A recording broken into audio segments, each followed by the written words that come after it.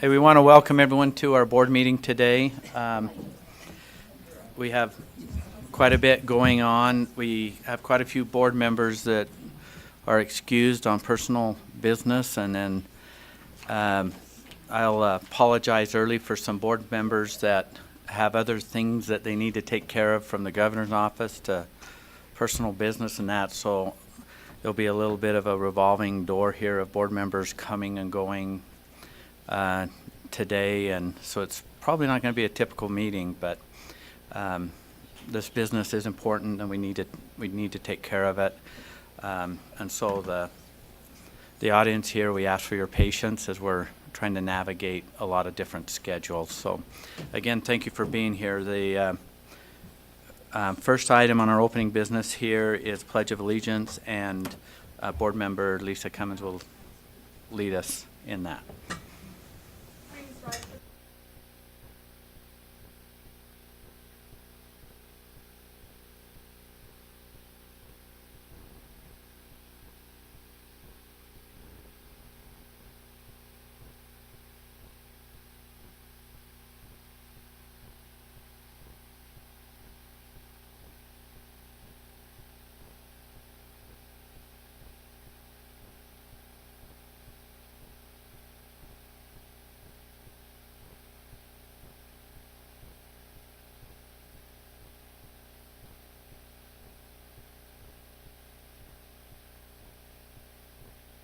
My mic wasn't on. Now it's coming off, and then I'm not seeing yours.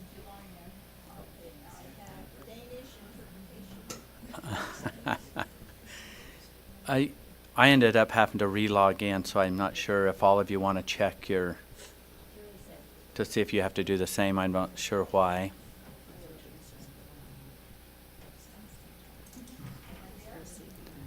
You are in. I'm live. Okay. Yes, Well, this is a bit of a lighthearted message for you as we begin. School is out for most kids, and we have spent quite a bit of time on assessing all of those students. So I thought it was only fair to engage you this morning in the state board quiz. Question number 1. How do you put a giraffe into a refrigerator? Think about it. The correct answer is open the refrigerator, put in the giraffe, and close the door. This question tests whether you tend to do simple things in an overly complicated way. Question number 2. How do you put an elephant into a refrigerator? Did you say open the refrigerator, put in the elephant, and close the refrigerator? Wrong answer. Correct answer, open the refrigerator, take out the giraffe, put in the elephant, and close the refrigerator. This tests your ability to think through the repercussions of your previous actions. Question number 3. The Lion King is hosting an animal conference. All of the animals attend except one. Which animal does not attend? The elephant. The elephant is in the refrigerator. You just put him in there. This tests your memory. There is a river you must cross, but it is used by crocodiles and you do not have a boat. How do you manage it? Correct answer, you jump into the river and swim across. All the crocodiles are attending the animal meeting. Have you not been listening? This tests whether you learn quickly. According to Anderson Consulting Worldwide, around 90% of the professionals they tested got all questions wrong. However, many preschoolers got several correct answers. Anderson Consulting says this conclusively disproves the theory that most professionals have the brains of a 4-year-old. Happy summer.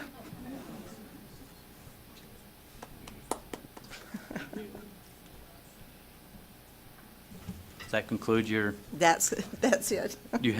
we might need more to keep us going there at the end of the day, so. Thank you, Board Member Cannon. Next, we'll have the introduction of new employees. So we'll need to turn that mic on.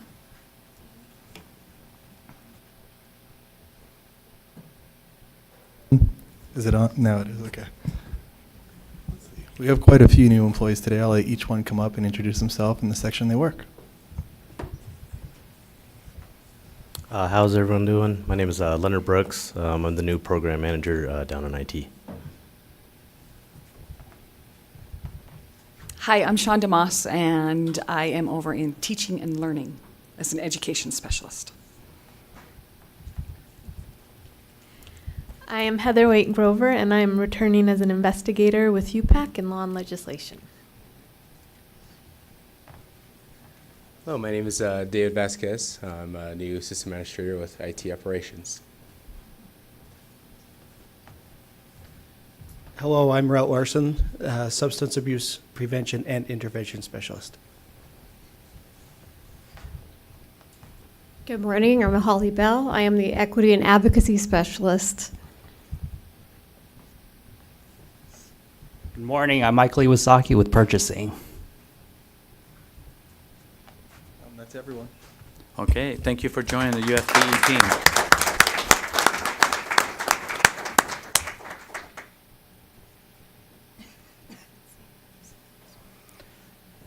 Next up, we have our education highlight, and I don't believe we have our. So we do have a plan B. Are we gonna? Is somebody gonna speak? Sid, okay. Let's just make sure we got this up. We'll turn the time over to Superintendent Dixon. Thank you, Chair Huntsman. One of the highlights of my career has been really spending time with students and watching their creativity and then being able to play that out publicly. And many of you had the recent experience of escorting students to Hamilton as part of the overall EduHam and Hamilton project.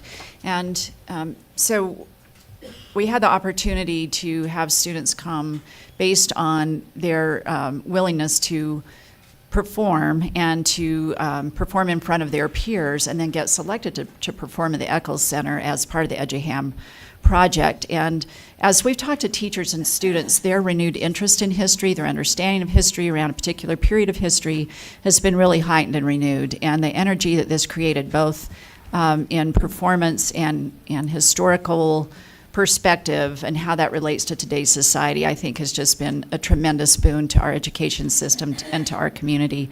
We were hoping to have students come and perform their original products today, but they have not shown. So we'll show you a video so you can get a flavor of some of the performances. I think this is a mashup, is that correct, Emily? Yo, Enlightenment era and John Locke. Yo, Enlightenment era and John Locke philosophy. America got some new values to share with you. Made in God's image, and we placed on land to be the empire slave. It's a sin we demand against taxes and tariffs, apartheid, embezzlement. Hand of the Protestant, bound to be Republican. When you knock on freedom's door, it doesn't take time to knock that down. Sit down at the bottom of the sea, like a lobster red coat, sipping on his tea, like a $500,000 ship sinking in obscurity. Like, excuse me, King George, if this lamp is too bright, leading free men and women off canter into light. We didn't see the change before, but now we got sight. You better reel your ass back off our home, off our government, our life, off our land. We demand it right now, and if not nothing else, then there's gonna be a fight. Yo, it's we, the sons of liberty, and we must admit we're a little upset with Parliament. You've been adding cents to our glass, lead, paper, paint, these Townsend acts. Our town said whack, you taxed the tea, we sent it back, so we'll send those whales an after-school snack. Don't cry over spilled tea, I'm telling you, 1773, they ate their crumpets dry, polluting the sea. It was the Boston Tea Party. Hey, 1751, born in grade school in Philly, and 4 years later brought a college to the city. To think it all started back in 1750. Now I've been educating all little kiddies how to switch the flow up in the best. Then I got a job out in Revolution Heights. How to get the trees going, man. They were calling me the minister, you know about Revolution, and I had to start with my right hand. Hey, tired of the business, has my job on with a swiftness. Thomas J. ready for the riches. Back to my city, steady repping East Coast Philly. Big Millie.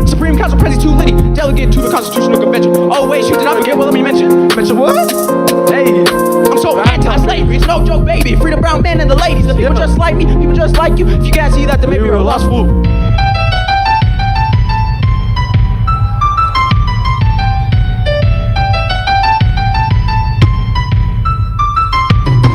My name is Abigail Adams, now just give me a chance. I support the revolution through my head and my hands. My husband John's a politician, but he uses my plans. In our relationship, it's clear who really wears the pants. It's 76, and the war is hot. We're trying to start a government from scratch, and it's not as easy as we thought. We sought for a draught of freedom. And men ignore their women, though they need them. Remember the ladies, be more generous and favorable. Their constant support of you is clear and irreplaceable. Men are naturally tyrannical, erratic, uncontainable. Unlimited power in their hands is just protestable. In particular care and attention is not paid to the ladies of this nation. We'll be forced to barricade ourselves and our skills and foment a rebellion. We'll not hold ourselves down to where we've no representation. My political prowess can attest that the best of this nation's common sense can be found in the rest of its daughters, not its fathers, as we honor the slaughters that were made in its name, in its safety, its fame. Satan, when detained from the regions of bliss, exhibited not more malice than this. We are trying to start a country, but before we build this nation, the men will need their women to form a strong enough foundation. Thank you.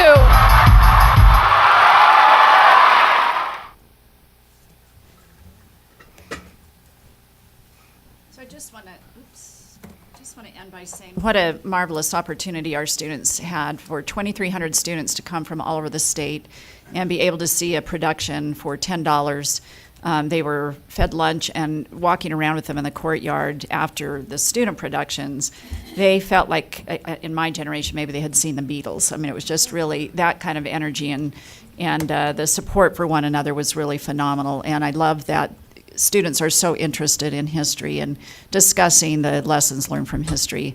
I want to thank our staff, both Tamara Burnside and her support of Kathy Jensen and others. And we really need to give a shout out to Spencer. I so wish that he was here because he played such an integral part in making this happen for our students. And it's a lifetime experience that they will never forget. And hopefully their interest in civic engagement will continue on through this experience. Thanks. Thank you, Superintendent. Any questions or comments from board members? I'd like to echo the appreciation. I was able to attend and chaperone a student, and my wife did also, and it was very enlightening and a very good program. There was a lot of gratitude that the students had in being able to attend that performance, and their takeaway was really good. They were definitely enlightened, and it was a positive experience in their life. So thank you. When we see Spencer, we need to, our board member Stokes, we need to make sure we express our appreciation for that. So thank you, Superintendent.